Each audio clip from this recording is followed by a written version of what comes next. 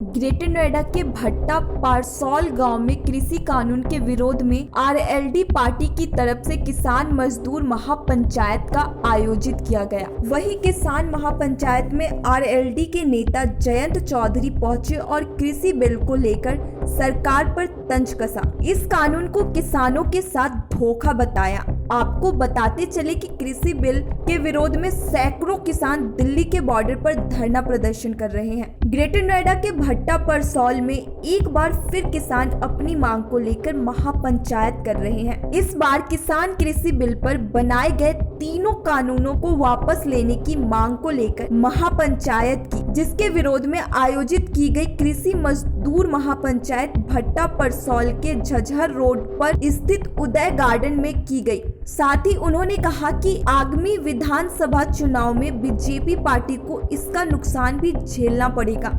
साथ ही उन्होंने कहा कि भट्टा परसौल में जिस तरह से किसानों के साथ अत्याचार किए गए और जबरन उनकी जमीन को अधिग्रहण कर कब्जा किया गया, जिसमें 2 पुलिसकर्मियों सहित 5 लोग की मौत हो गई थी, उसी जगह से एक बार फिर किसानों की आवाज को बुलंद करने के लिए महापंचायत का आयोजन हुआ है। परसौल में किसान पंचायत का आयोजन हुआ। लगातार उत्तर प्रदेश के हर कोने में किसान पंचायतों का एक सिलसिला चल रहा है। इसलिए है क्योंकि किसान सरकार के प्रस्ताव कानून को लेकर नाराज हैं। जिस तरह से अव्यावहारिक फैसले लिए गए हैं, किसान के आंदोलन को कुचलने की कोशिश की गई है। 100 दिन से ऊपर किसान अन्नदाता सड़कों पे है और सरकार अभी भी संज्ञान नहीं ले रही। उसका विरोध, सरकार के इस रवैये का विरोध किसान कर रहा है। आने वाले समय में किस तरीके को लेके जाएंगे इस पंचायत को सर, अगर सरकार चुनाव करेंगे? भट्टा परसौल का अपना महत्व है, इस गांव का, इस क्षेत्र का महत्व है। भूमि अधिग्रहण के पूरे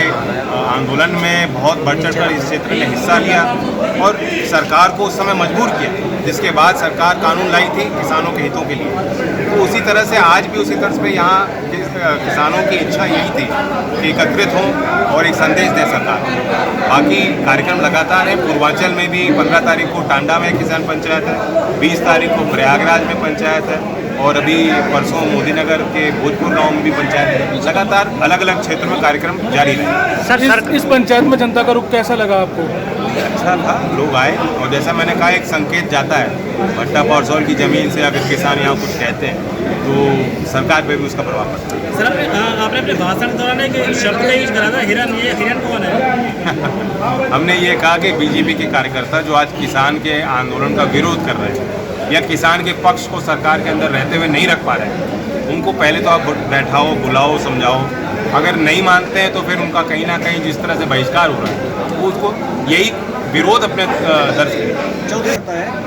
कोई एक जाति के सवाल पे मैं टिप्पणी नहीं कर सकता।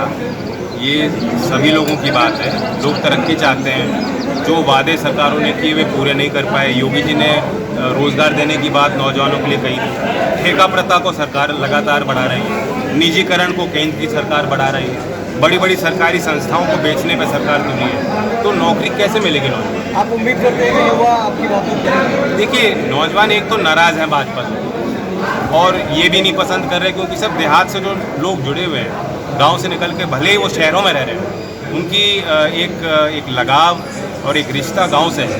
तो इस बात को महसूस कर रहे हैं किस तरह से एक दमनकारी नीति को सरकार अपना रही है। उसका भी विरोध नौजवानों में पनप रहा है। साथ साथ उनके जीविका के मुद्दे, उनके भविष्य के सवाल नौजवानों को सता रहे हैं। सर, महंगाई होने पर जैसे बीजेपी अभी हमने एक प्रस्ताव पारित किया। अब हमें उल्टा मत समझाओ।